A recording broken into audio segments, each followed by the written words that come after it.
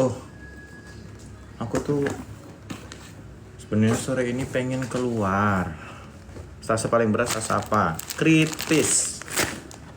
Sama penyakit dalam dan anak, 3 stase itu menurut aku cukup membuat lelah.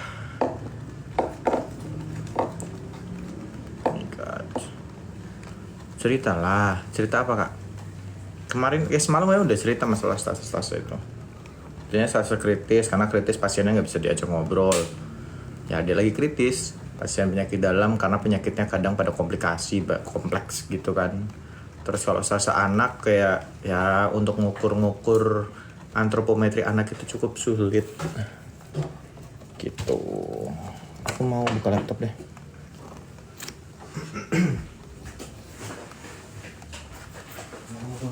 Ya, everybody knew. Aduh. Everybody knew. Kalau profesi itu stasenya sama pas PKL. Oh, enggak yang sama persis sih, tapi mirip-mirip. Cuman kalau di profesi itu lebih lama waktunya dan lebih komplit. Tuh, kita ada hampir semuanya gitu ya. Stase maternal kita ada, stase anak ada, geriatri itu ada, stase kritis ada, stase bedah ada, stase penyakit dalam ada. Terus apa lagi ya? Itu kayaknya.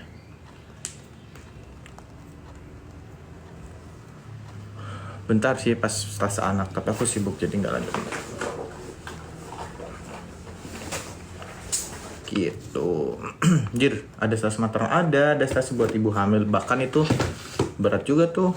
Maksudnya walaupun sebenarnya ringan, tapi stase ibu hamil itu pergerakannya cepet. Jadi kayak tiap hari tuh pasiennya tuh jarang ada pasien ibu yang di rumah sakit itu dalam waktu lama. Biasanya tuh mereka cuma 1-2 hari aja gitu.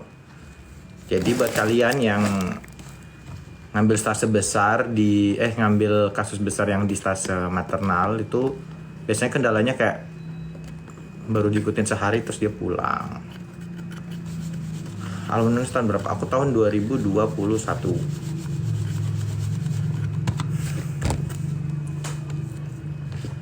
Laptop tuh lama banget kalau awal nyala ya.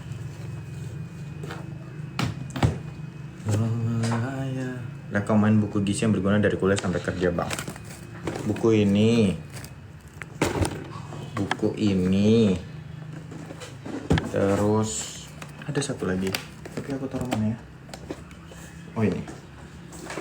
Dan buku ini tuh kalau yang di klinis ya kalau yang ini sih semua. Kalau ini basic semua di ilmu tuh ada, misalnya ilmu gizi tuh ada. Kalau ini 2 ini yang untuk yang klinik, ini 2 ini untuk klinik.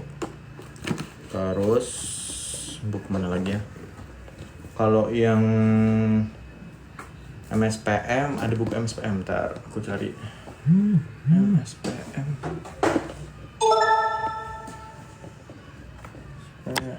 MSPM itu bukunya mana ya? Kok nggak ada ya? Oh ini. Ini buku untuk MSPM. Ini juga berguna. Terus apa lagi? Gizi pangan aku nggak punya buku, karena adanya buku basic kayak kimia pangan, mikrobiologi pangan kayak gitu. Dan karena aku kerjanya nggak di pangan, jadi nggak kepake juga ketika aku kerja. Kepakainya pas kuliah doang. Terus gizi masyarakat. Nah, gizi masyarakat ada buku. Kalau gizi masyarakat ini mungkin ya. Nih. Yang satu gizi ini sebenarnya klinis masyarakat oke, tapi masyarakat banyak banget kepake.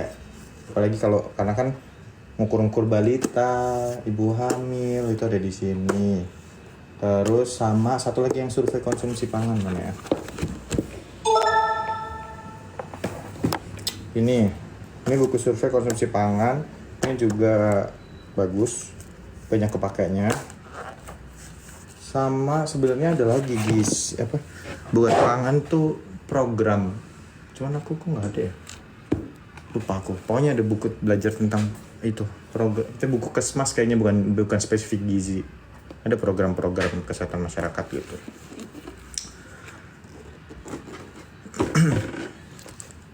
Tapi kayaknya sama aja sih ya. Kalau kemarin stase IPSU anak bedah juga. Iya sebenarnya hampir mirip-mirip tapi waktunya mungkin beda. Terus kasus yang ditanganinya juga beda gitu. Jadi kalau yang kayak misalnya aku di penyakit dalam tuh, kalau teman-teman waktu aku zaman S1 itu tuh it's okay kalau kita mau ngambil kasus yang cuma 2 penyakit kayak misalnya dia hipertensi sama diabetes mellitus gitu. Nah kalau bahkan 1 penyakit aja diperbolehkan gitu kan. Tapi kalau waktu profesi itu nggak dibolehin. Kalau kamu ngambil kasus mendalam itu cuma 1 kasus. Maksudnya cuma seseorang itu penyakitnya cuma 1, single diagnosis yang medisnya itu nggak diperbolehkan. Jadi harus ada penyertanya, harus ada komorbidnya gitu.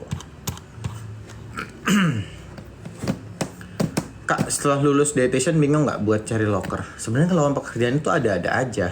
Aku kemarin tuh dapat banyak kok informasi lowongan pekerjaan untuk dietitian, apalagi yang akhir-akhir ini ya gitu. Tapi aku belum bisa daftar karena aku belum punya STR dietitian gitu. Nah, kan habis lulus profesi itu kan ya sama sih, lulus profesi lah, D3 lah, D4 sama aja kan harus ngurus STR. Nah, ngurus STR itu butuh proses gitu. Karena runtutan bikin siklus menu GR gimana sih, masih suka bingung.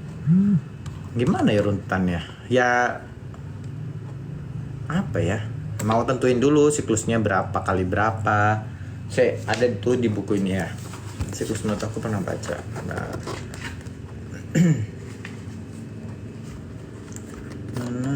Aku bacain deh. Kita belajar bareng ya. Sembari aku nunggu laptopku nyala. Aku mau lanjutin form assessment giziku di buku di laptopku. Yang assessment form model. Pencucian alat, higien, sanitasi, distribusi makan, pelayanan. Kok nggak ada ya? Ada kan kok. Persiapan perencanaan makan. Oh ini.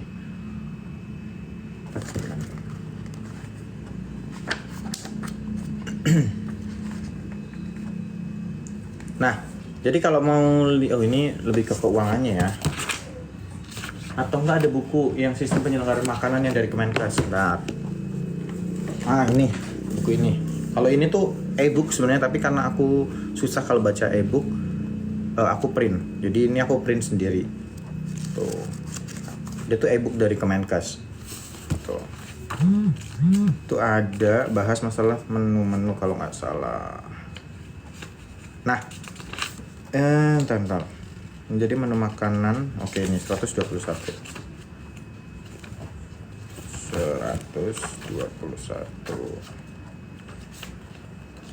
Coba sebenarnya aku nggak begitu senang gizi institusi ya, tapi it's okay lah ya, kita bahas bareng-bareng. Nah ini ada beberapa hal, jadi ditentukan sebenarnya siklus menu tuh nggak ngaruh juga sih, tapi tetap aja tentukan. Kamu nanti kebanyakan di situ tuh, kalau lokasinya di mana ya, lokasi di mana. Kenapa kemudian diperkirakan, dihitung, maksudnya dipertimbangkan itu karena nanti menu yang kita bikinkan itu harus menyesuaikan sama kondisi masyarakat sekitar itu. Umpamanya kayak di mana ya, kayak di Jawa, nah makanan yang biasa dikonsumsi orang-orang Jawa itu apa kayak gitu ya. Jangan jauh lah di Indonesia, misalnya yang biasa dikonsumsi orang Indonesia itu apa, itu kan nasi gitu ya. Nah jangan kemudian kita bikin menu, misalnya menunya bukan nasi, makanan pokoknya, jadi tetap menu utama itu nasi, walaupun misalnya sesekali diubah, nggak cuma nasi, ada mungkin jadi jagung lah, jadi kentang, jadi ubi, jadi roti lah dan lain sebagainya. Tapi tetap yang paling besar proporsinya adalah menu yang sering keluar itu adalah nasi. Kenapa? Karena memang menyesuaikan sama kebiasaan orang Indonesia kayak gitulah. Nah kalau di wilayah tertentu juga sama, juga diperhitungkan hal-hal kayak gitu. Terus kalau di sini juga ditentukan juga anak-anak apakah apa sih namanya itu, sasaran itu mau anak-anak kah, mau lansia kah, mau ibu hamil kah, atau siapa gitu.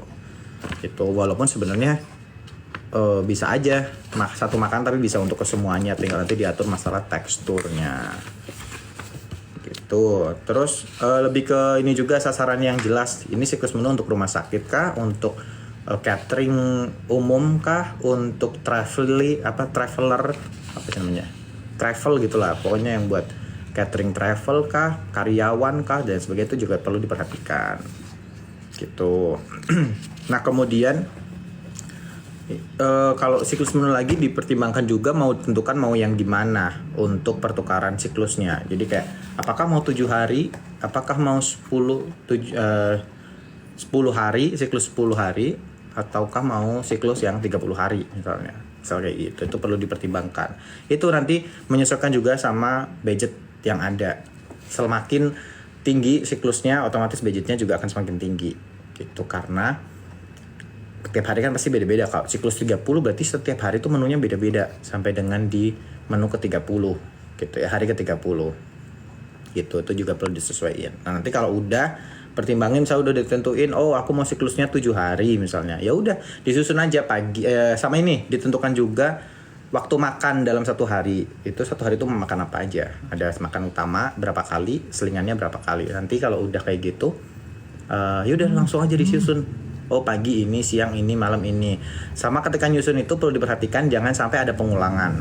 Jadi jangan ada pengulangan menu dalam satu hari yang sama. Dan kalau misalnya pakai siklus menu 7 hari, jangan kemudian pengulangan di hari yang berurutan. Jadi umpamanya kamu ngeluarin telur dadar gitu ya, jangan kemudian pagi telur dadar terus malamnya telur dadar lagi. Nah itu dihindari. Bukan nggak boleh, tapi itu dihindari gitu ya.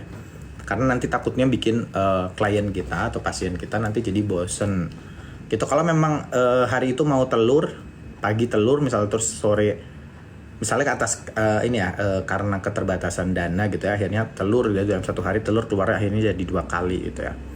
Bagus-bagus kalau nggak keluar 2 kali, tapi karena keterbatasan dana mungkin keluarnya 2 kali dalam satu hari, tapi diubah cara memasaknya, metode memasaknya itu diubah. Yang misalnya pagi telur rebus, mungkin sorenya jadi telur dadar gitu ya, kayak gitu. Atau mungkin satu hari telur keluarnya cuma sekali, tapi besoknya telur lagi nih gitu.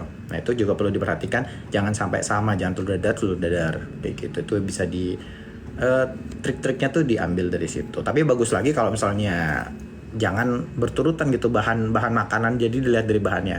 Bahan makannya tuh jangan sampai keluar double dalam satu hari atau dalam 2 hari secara berurutan gitu. Tapi kalau misalnya hari Senin itu telur, nanti hari Rabu baru telur lagi keluar, itu oke fine aja lah kayak gitu. Tapi kalau dananya masih ada banyak dan mungkin konsumennya itu memang orang-orang yang kaya raya gitu ya, bisa setiap hari beda makanan. Misalnya hari ini telur, hari ini pagi ini telur, siang daging apalah, terus sore ikan misalnya, terus nanti besoknya ayam, terus jadi daging ikan yang lain, kemudian jadi seafood dan seterusnya kayak gitu.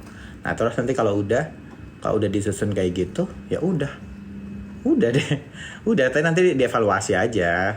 Biasanya kalau di instalasi untuk itu ya MSPM itu nanti akan ada evaluasi secara berkala, bisa kayak evaluasi per 3 bulan.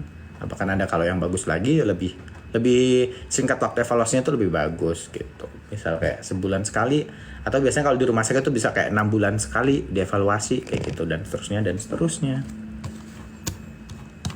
gitu. Oke, ini aku kemarin sudah mengerjakan sampai skor kesiapan untuk mengubah perilaku. Oke, ini jadi aku itu lagi bikin form assessment. Oke, ini salah ya. Oh.